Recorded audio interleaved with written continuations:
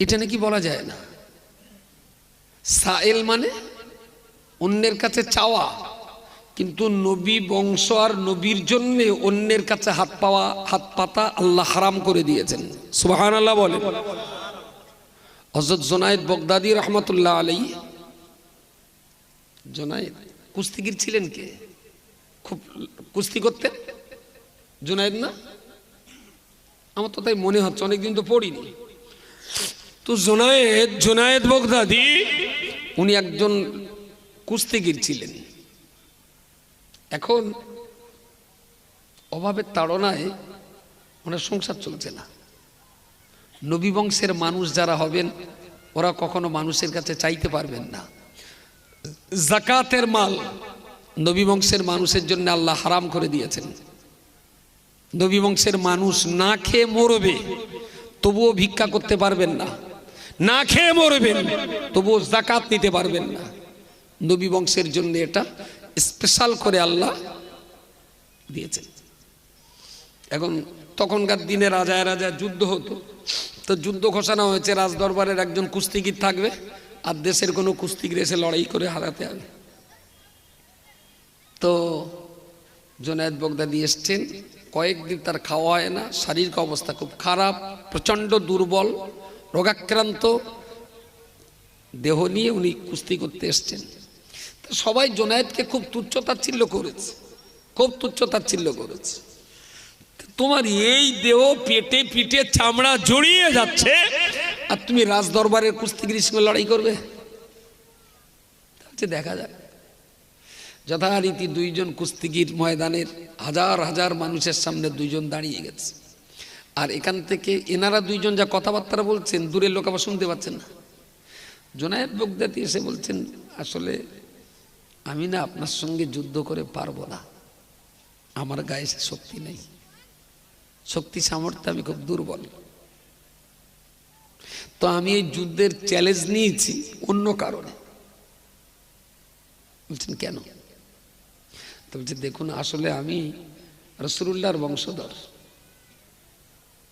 সাংসারিক জীবনে আমি খুব গরিব হয়ে গেছি, বাচ্চা কাচ্চা ছেলে মেয়ে নিয়ে আমি আর সংসার চালাতে পারছি না, কিন্তু কারো কাছে হাত পাততেও পাচ্ছি না, যাকাত ফিতরা হাদিয়া মান্নত কিছু নিতেও পাচ্ছি না, আবার তেমন কাজও পাচ্ছি না যে খেটে সংসারটা চালাবো, তেমন পরিস্থিতিও নেই। তো আজকে এই যুদ্ধ করতে এসেছি। রাজা বলেছেন যে রাজদরবারের এই কুস্তিগিরকে হারিয়ে দিতে পারলে এত টাকা পুরস্কার দেবেন। তা তুমি যদি ভাই আজকে একটু নিজের ইচ্ছায় আল্লাহর হস্তে তুমি যদি একটু হেরে যাও, তাহলে এই টাকাটা আমি পুরস্কার হিসাবে পেলে আমি আমার বাচ্চা কাচ্চাগুলোকে নিয়ে একটু সুখ শান্তিতে বাঁচতে পারতাম।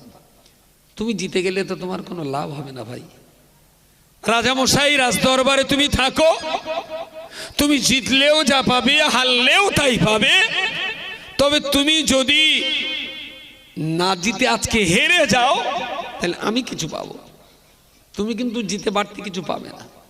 তা তুমি যদি একটু হেরে যাও, আমি কিন্তু অনেকটা টাকা পুরস্কার পাবো। আর আমি না পাচ্ছি ভিক্ষা করতে, না পাচ্ছি যাকাত দিতে, না পাচ্ছি চাইতে, এটা কঠিন পরিস্থিতিতে আমি আছি। লোকটা ইমানদার ছিলেন, আল্লাহওয়ালা ছিলেন, নবী প্রেমিক ছিলেন। পাহাড় পরিমাণ চিন্তা মাথায় চেপে গেল। শেষমেশ ঠিকই করে গেলেন, রাসূলুল্লাহর ইজ্জতের দিকে তাকিয়ে, নবী বংশের মর্যাদার দিকে তাকিয়ে, আজকে আমি ইচ্ছাকৃত হেরেই যাব, তাতে জনগণ আমাকে যা গালিগালাজ অপমান অপদস্থ যা করার করবে। যুদ্ধে তিনি হেরিয়ে গেলেন। তার মানে রাজা হেরে গেলেন, বিরাট একটা সম্পদ উনি পেলেন। প্রিয় শ্রোতা মণ্ডলী, ওই কুস্তিগির পরের দিন রাত্রেবেলা উনি ঘুমের ঘোরে স্বপ্ন দেখছেন বিশ্বনবী মুহাম্মদুর রাসূলুল্লাহ সাল্লাল্লাহু আলাইহি ওয়াসাল্লাম ওনার সঙ্গে সাক্ষাৎ করে বললেন, আল্লাহর বান্দা শোনো শোনো, হাজার হাজার মানুষের সামনে তুমি আমি রাসূলুল্লাহ আমার ইজ্জত রক্ষা করার জন্য আমারই এক বংশধর, তার পারিবারিক আর্থিক সচ্ছলতা বৃদ্ধি পাইয়ে দেওয়ার জন্য তুমি নিজে হেরে গেছো। দুনিয়ার মানুষ তোমাকে গালিগালাজ করেছে, কেউ তোমাকে ঘুষখোর বলেছে, কেউ তোমাকে চোরচাপটা বলেছে, কেউ তোমাকে অপবাদ অপদস্থ করেছে। ও বাবা শোনো শোনো, নবী বংশের ইজ্জত রক্ষা করার জন্য যুদ্ধে হেরে যে, কুস্তিগিরে হেরে যে তুমি যে অপমান হয়েছ, আমি নবী মুহাম্মদুর রাসূলুল্লাহ সাল্লাল্লাহু আলাইহি ওয়াসাল্লাম তোমার আজকে অভয় বাণী দিয়ে বলছি, দুনিয়ার মানুষ তোমাকে যত অপমান যত লাঞ্ছনা আর গঞ্জনা দিক না কেন, ময়দানে মাশারের কঠিন সময়ে আমি মুহাম্মদুর রাসূলুল্লাহ সাল্লাল্লাহু আলাইহি ওয়াসাল্লাম তোমাকে সঙ্গে নিয়ে আল্লাহর জান্নাতে চলে যাব। হ্যাঁ, উনি সত্যিকারের অর্থে নবী বংশের মানুষের সম্মানকে রক্ষা করার জন্য অপমানের গ্লানি নিজের মাথায়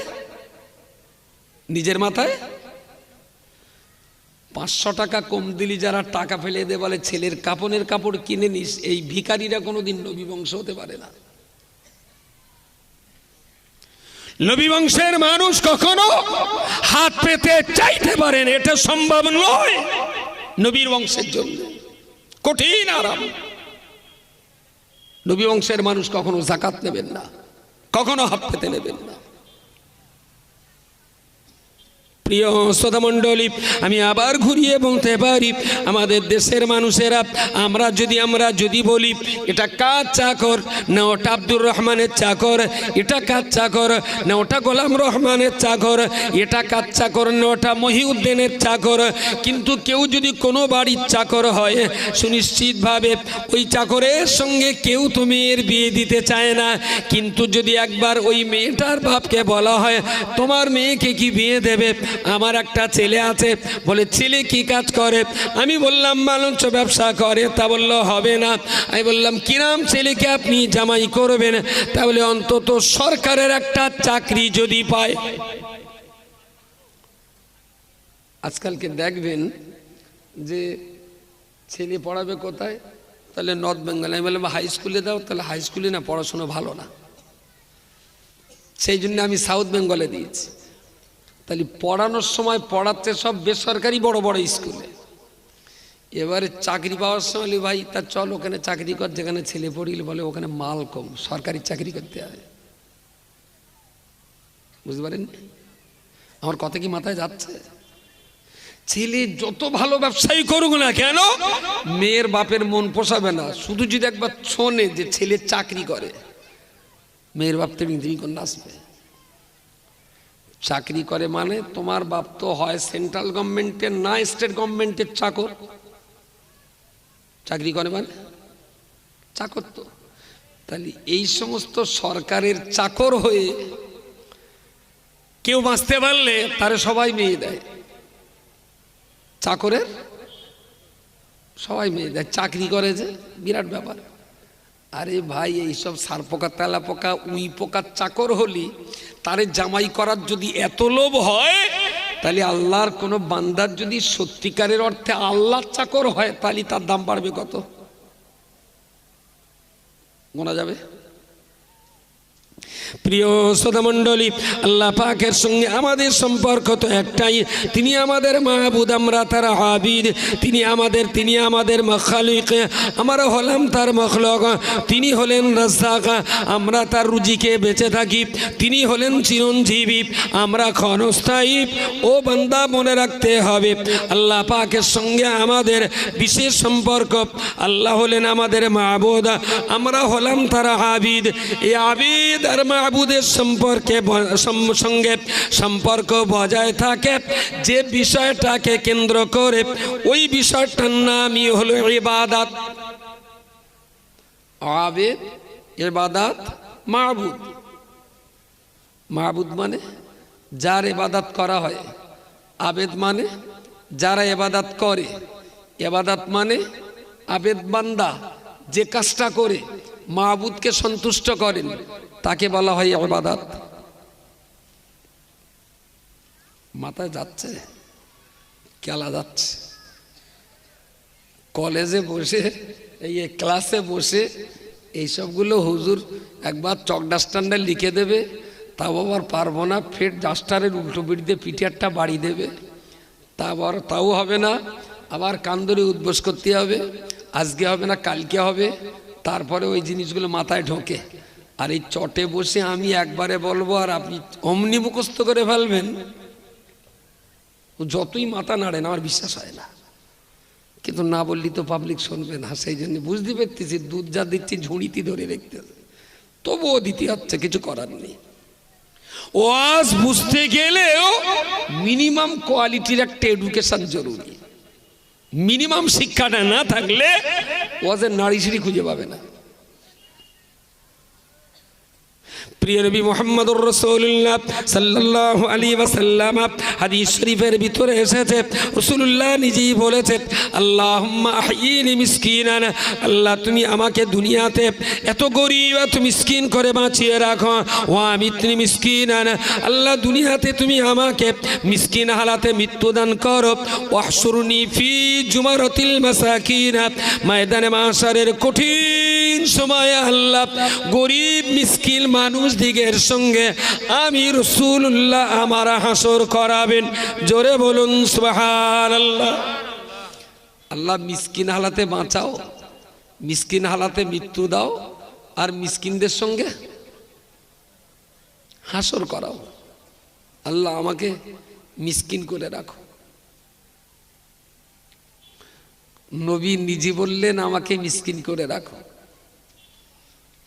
আল্লাহ বললেন ওয়া আশহাদু আন্না, আমাদেরকে শেখালেন মুহাম্মাদান আবদুহু ওয়া রাসূলুহু, যে মুহাম্মদ সাল্লাল্লাহু আলাইহি ওয়াসাল্লাম আল্লাহ পাকের গোলাম, দাস, চাকর, বান্দা। নবী আল্লাহর চাকর। হ্যাঁ, নবীকে অপমান করতাম যদি বলতাম নবী নরেন্দ্র মোদীর চাকর, তাহলে এই অপমানের শেষ নেই, তাই না? যদি বলতাম নবী বিল গেটসের চাকর, তাহলে ঈমান চলে যাবে।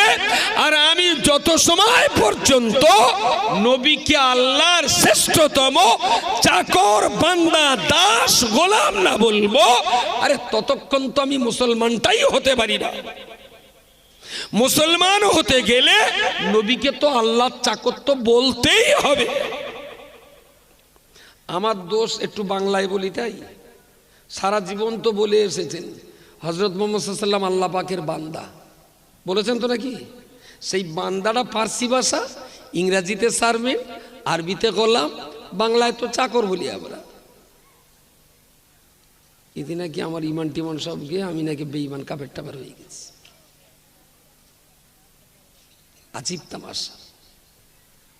বলে নবীন নাকি এতিম বলা যাবে না, লা হাওলা ওয়ালা কুওয়াতা ইল্লা বিল্লাহ। তাহলে তো কোরআন পাল্টে দিতে হবে। আল্লাহ পাক রব্বুল আলামিন কোরআন শরীফে পরিষ্কার করে বলেছেন, ওয়াদ-দুহা ওয়াল-লাইলি ইযা সাজা মা ওয়াদ্দাকা রাব্বুকা ওয়া মা ক্বালা ওয়ালাল আখিরাতু খায়রুল লাকা মিনাল উলা ওয়ালা সাওফা ইউতিকা রাব্বুকা ফাতারদা আলাম ইয়াজিদিকা ইয়াতীমান ফাওয়া আলাম ইয়াজিদিকা ইয়াতীমান ফাওয়া।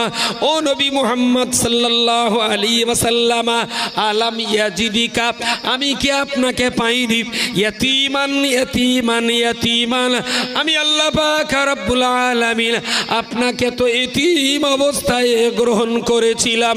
জোরে বলুন সুবহানাল্লাহ। আলাম ইয়াজিদিকা ইয়াতীমান, তো খোদ আল্লাহ বলেছেন আমার নবীকে আমি এতিম হালাতে পেয়েছি। আর নবীরে এতিম বললে নাকি ঈমান আমার সব চলে যাবে, কিছু বলার নেই আমার। মানুষগুলোকে, আর আমার একটা মনে হচ্ছে যে মানুষ সাধারণ আম পাবলিক সালা যাকখানে খারাপে যাক একদম। যদি বলেন কেন, এর এত দোষ, এর একটু পড়ে না, একটুও পড়ে না। আর একটু পড়ে না বলেই যে যেদিক থেকে মারে সে সেই দিক থেকে কেউ শট মারে, কেউ হাই মারে, কেউ থ্রো করে, কেউ কিক করে। হ্যাঁ, ওই ওই ওই বিদেশি কোন একটা লোক সে দেশে ফুটবল খেলা টেলা নেই, গল্প তো, তা ছেলেটার বাপের হাত ধরে ধরে যাচ্ছে, তো এই মাঠে ফুটবল খেলা হচ্ছে। তা ছেলেটা জিজ্ঞেস করছো, বাবা ওই গোল প্যানারটা কি বলুন তো, সবাই মিলে ওকে মারছে। তোর বাবা বলছে, খোকা ওটারে বল বলে, আর ওই বল মেরে গোল দিতে হবে। তা কিছুক্ষণকে আবার বলছে তা সবাই সবাই মিলে ওরে মারছে কেন? তা যারে কচি তুই বুঝিস না, ওটা বল, সেই জন্য সবাই মারে। তো তো জীবনে কখনো দেখিনি বল খেলা কারে বলে। তাহলে বাবা ওই একজনের সবাই মিলে ওই একটা বলে মারছে, কোনো মতে বাচ্চারে বোঝানো যায় না। কারণ বল কেটা হাই মেরেছে আর ওর সামনে এসে পড়েছে, আর ওর বাপটা বলটা ধরেছে, ধরে বলছে এইটা একটা তুই মার দে, তা মেরেছে। পাশে আর একটা মোটা এরকম নিরেট পাথর পড়েছিল, বলছে করছি এতে একটু মার দিন। তো বলছে বাবা পা কেটে যাবে। বলছে কেন বলতো তুই এতে মারবি না? তো বলছে তুই বিরাট ভারী। তো বলছে শোন, আসলে এই জেলারে মারছে না, ওর ভেতরে পুরো ফাঁকা, ওর ভেতরে কিচ্ছু নেই, সেই জন্য সবাই লাথি মারে। আর যত লোক বলে লাথি মারে, কেউ বলো এই পাথরে এর ভেতরে মারবে না কেন, ওর ভেতরে মাল টাইট আছে। তা মুসলমানের ব্রেনের ভেতরে যদি কোরআন হাদিসের মিনিমাম জ্ঞানটা থাকতো, আকায়েদের মিনিমাম জ্ঞানটা থাকতো, শরীয়ত ইসলামের যদি আইসিডিএস লেভেলের জ্ঞানটুকু যদি মুসলমানের ভিতরে থাকতো, তাহলে এই সর্বনাশগুলো আর হতো না। আইসিডিএস লেভেলের জ্ঞান তো নেই, যার জন্য যে যে দিকতে পারে সে সেই দিকতে মারে, আর ওই রামাশার খায়। ফুরফুরা পীর সাহেব কেবলা এই জন্যই বলেছেন, বাবা নিজেরা একটু কোরআন শেখো, বাচ্চা কাচ্চাগুলোর একটু কোরআন শেখাও, নিজেরা শেখো, বাচ্চাদের একটু শেখাও। হুজুর ওয়াজ করছিলেন, আমার খুব ভালো লাগছিল। অস্ত নয়, জাস্ট দু চারটে কথা, সময়টা নষ্ট না করে একটা হাদিস শোনাচ্ছিলেন।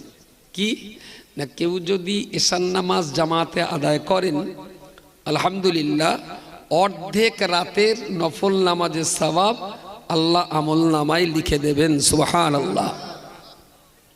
পরে বলছিলেন কেউ যদি ফজরের নামাজটাও জামাতে আদায় করেন, তাহলে বাকি অর্ধেক রাতের সওয়াব আল্লাহ তার আমলে লিখে দেবেন, সুবহানাল্লাহ।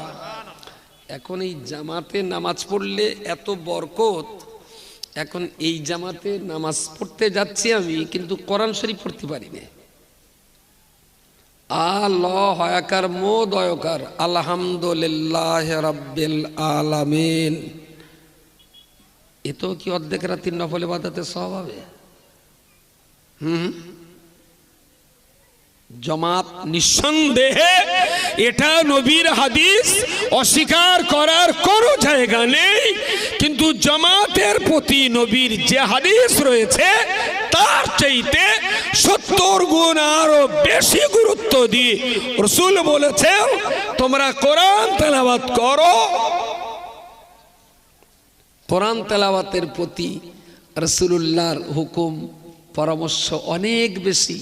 জামাতে নামাজ পড়া সুন্নাতে মুআক্কাদা, কোরআন তেলাওয়াত করতে শেখা তো ফরজে আইন, তাই না?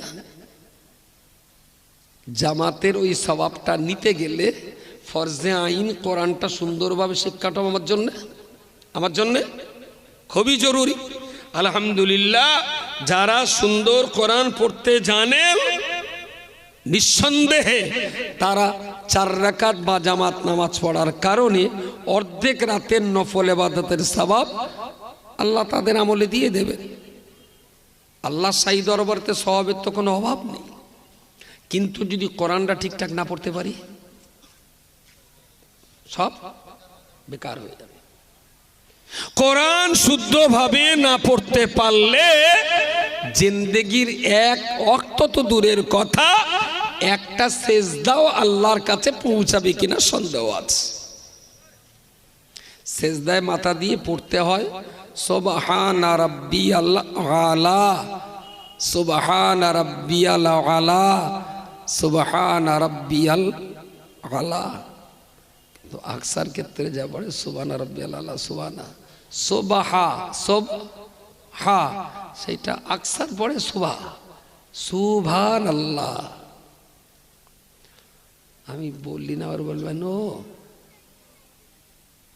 আমরা বুড়ো শুরু হয়ে গেছি, আল্লাহ ঠিক করে নেবেন। জি জি, হ্যাঁ, আল্লাহ সব ঠিক করে নেবেন, বুড়ো শুরু হয়ে গেছি। আপনি বুড়ো, আল্লাহ রহমানুর রহিম, আল্লাহ ঠিক করে নেবেন, আপনি বুড়ো হয়ে গেলে যদি আর পড়তে না হতো তাহলে আব্দুল্লাহ ইবনে আব্বাসকে 65 বছর বয়সে আর কোরআন শেখা লাগতো না। সালমান ফারসি রাদিয়াল্লাহু আনহুকে 250 বছর বয়সে কোরআন শিক্ষা করতে লাগতো না। সাদ ইবনে আবি ওয়াক্কাসকে 90 বছর বয়সে আর কোরআন শিক্ষা করতে লাগতো না। আপনি যে নবীর উম্মত, আপনি যে নবীর শাফাতের শুভাকাঙ্ক্ষী, শাফাতের আকাঙ্ক্ষী, আপনি যে নবীর হাতের কাউসারের পানি প্রাপ্তির আশা করেন, আপনার নবী আপনার জন্য বলেছেন যে প্রতিদিন একটু একটু কোরআন পড়ুন। ফুরফুরা পীর সাহেব কাবেলা যেমন বলেছেন, একই কথা লিখতে যে আল্লামা রুহুল আমিন রহমাতুল্লাহ আলাইহি উনি ওনার তরিকত দর্পণ কিতাবের ভিতরে বলেছেন, আল্লাহ পাকের সেই বান্দা, সেই বান্দা, সেই বান্দা যে বান্দা প্রতিদিন কমপক্ষে 100 আয়াত কোরআন না পড়বে, যে বান্দা প্রতিদিন কমপক্ষে 100 আয়াত কোরআন তেলাওয়াত না করবে, হাসরের মহামাঠ ময়দানে ওই বান্দা যখন জান্নাতের দিকে এগিয়ে যাবে, আল্লাহ পাকের কোরআন জান্নাতের দরজায় বাধা দিয়ে বলবে, আল্লাহ এ বান্দা দুনিয়াতে ছিল, আমি কোরআন আমায় তেলাওয়াত করতো না, তুমি যদি কোরআন না পড়া এই বান্দাকে জান্নাতে দিয়ে দাও তাহলে আমি কোরআন তোমার ওই জান্নাতে যাব না। লিখে রাখুন, আপনার কোন বাবা আছে সেই দিন বাঁচাবে। যদি উল্টোটা আবার বিচার করবেন, নবী আমার হাদিস শরীফের ভিতরে বলেছেন, বাবা সাহাবী ময়দানে মাহশরের কঠিন সময় সবার যখন বিচার হবে, কেউ বা জান্নাতি কেউ বা জাহান্নামের অর্ডার পেয়ে যাবেন, আমি আর আপনি ভয় ভীত হয়ে আতঙ্কিত অবস্থায় ইয়া নাফসি করতে থাকব। হয়তো এরপরই আমার ডাক পড়বে, মাত্র 10 মিনিট পরেই বোধহয় আমার কপাল, আমার ভাগ্য নির্ধারিত হয়ে যাবে, আমি জান্নাতি না আমি জাহান্নামী। বিরাট হতাশা আতঙ্কে আমি আর আপনি যখন ভয়ে ভীত কণ্ঠিত সন্ত্রস্ত অবস্থায় কাটাতে থাকব, ওই রকম অবস্থাতে আল্লাহ নবী হাদিস শরীফের ভিতরে বলেছেন, শাফিউল লিয়া সাহাবিহি, ওই সময়ে যে মানুষটা দুনিয়ার জীবনে প্রতিদিন সকাল সন্ধ্যা কোরআন তেলাওয়াত করতেন, হাসরের মহামাঠ ময়দানে আপনি যখন কঠিন আতঙ্কের ভিতরে আপনি কাল যাপন করবেন, আল্লাহর কোরআন উড়ে এসে আপনার বুকের সঙ্গে মিলিয়ে যে বলবেন, ও বান্দা দুশ্চিন্তা করতে হবে না, আমার নবী মুহাম্মদুর রাসূলুল্লাহ আমি কোরআন আমাকে নিয়ে সুসংবাদ দিয়েছিলেন, শাফিউল লিয়া সাহাবিহি, আল্লাহ পাক তোমাকে সুপারিশ করে, তোমার জন্য সুপারিশ করে জান্নাতে নিয়ে যাওয়ার জন্য আমার আল্লাহ আমি কোরআনকে তোমার জন্য পাঠিয়ে দিয়েছেন। বলুন সকলে সুবহানাল্লাহ। তোমারে জান্নাতে নিয়ে যাওয়ার জন্য আল্লাহ আমাকে সুপারিশকারী সাব্যস্ত করেছেন। আমি তোমার জন্য আল্লাহর কাছে বলবো, আল্লাহ এই বান্দাকে যত সময় জান্নাত না দেবেন আমি কোরআন ততক্ষণ জান্নাতে যাব না। আগেটা কি বলেছিলাম? বলেছিলেন আল্লাহ কোরআন না পড়াই বান্দা যদি জান্নাতে যায় আমি কোরআন তাহলে যাব না। আবার এই ক্ষেত্রে সেই কোরআন বলবে, একে যদি আপনি জান্নাতে না দেন তাহলে আমি জান্নাতে যাব না। মঠবাড়ি গ্রাম যদি সার্ভে করে দেখা হয়, মঠবাড়ি গ্রাম 12 বছরের উপরের নারী বা পুরুষ সব যদি সার্ভে করা হয়, আমার রিপোর্ট বলছে 100-র ভিতরে 70 থেকে 80টা মুসলমান কোরআন পড়তে পারে না, তারও বেশি। তাহলে টাকার জোরে কি ঘুষ দিয়ে জান্নাতে যাবেন? যদি তার চাইতে বেশি হয় না জানার পক্ষে, তাহলে কোরআন শিক্ষার জন্য কি প্রজেক্ট আছে আপনার হাতে, যাতে ধীরে ধীরে ধীরে ধীরে আমি একটু শিখতে পারি, আমার বাচ্চাটা শিখতে পারে, আমার নাতি নাতিটা শিখতে পারে। এর জন্য তো একটা চেষ্টাও তো থাকা উচিত। আবার এই যে 20% বা 30% যারা কোরআন পড়তে পারেন, যারা একটু পড়তে পারে, আল হায়াকার মোদয়কার এরকম যারা পড়ে, ওই পড়াগুলো একটু চুরি কুচুরি করে পড়বেন। ওই পড়া যদি আবার জিবরাইল কখনো শোনে তাহলে তারও হার্ট অ্যাটাক করবে, যে কিভাবে আল্লাহর কালামটার এরা দগ্ধ করেছে, খৈনি ডলা করে ছেড়ে দিচ্ছে। মুসলমান এত কিছুর দাম দিল, শুধু দিল না কোরআনের দাম। মাদ্রাসার জন্য টাকা চাইলাম, জান উজাড় করে টাকা দিল। মসজিদের জন্য টাকা চাইলাম, জান উজাড় করে টাকা দিল। গরিব মেয়েদের বিয়ে দেবো, টাকা দাও, লক্ষ লক্ষ টাকা দিয়ে দিল। কোনো দিক দিয়ে তো আমি মুসলমানের অর্থবিত্ত তো কম পাইনি, কিন্তু সবচেয়ে বড় গাফিলতি হয়ে গেছে, মুসলমানদের কোরআনের জায়গায় আনা যাচ্ছে না, এডুকেশনের জায়গাটায় আনা যাচ্ছে না। আমি খুব বিনয়ের সঙ্গে বলছি, কোরআনের ছোট্ট একটা কথা এক জায়গায় আছে। রাকিব সাহেব আসেন এখন, রাকিব সাহেব আমার পরে কই? ও আপনার পরে অন্য একজন বক্তা আছেন, তারপরে বোধহয় রাকিব সাহেব, ওনাকে ডাকেন ডাকেন। কোরআনের আর একটা আয়াত বলে আমি শেষ করব।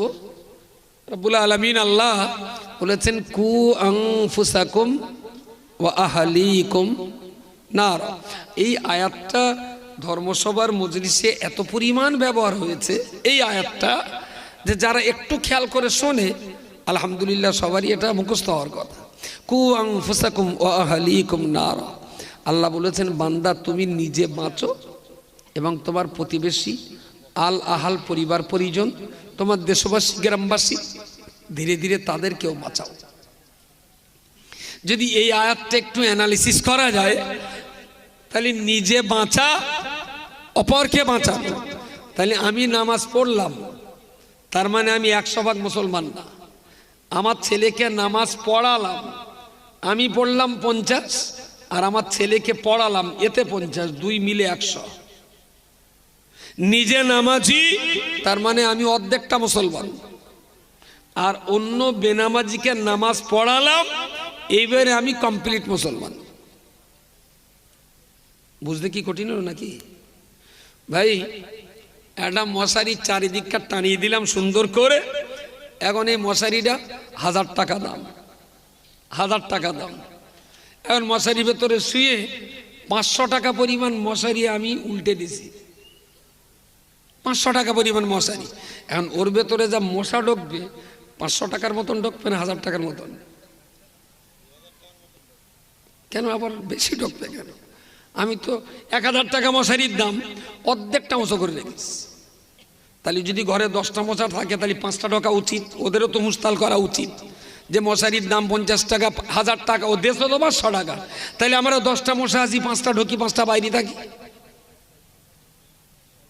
তাহলে পরিবারের ছেলে মেয়ে বিবি বাচ্চা, ওদের ধরুন অর্ধেকটা মশারি বলো হালকা আলগা, আর আপনি 5 ওয়াক্ত নামাজ খুব জামাতের জোর পড়ে যাচ্ছেন, জাহান্নামের মশা কি অর্ধেকটা কামড়াবে?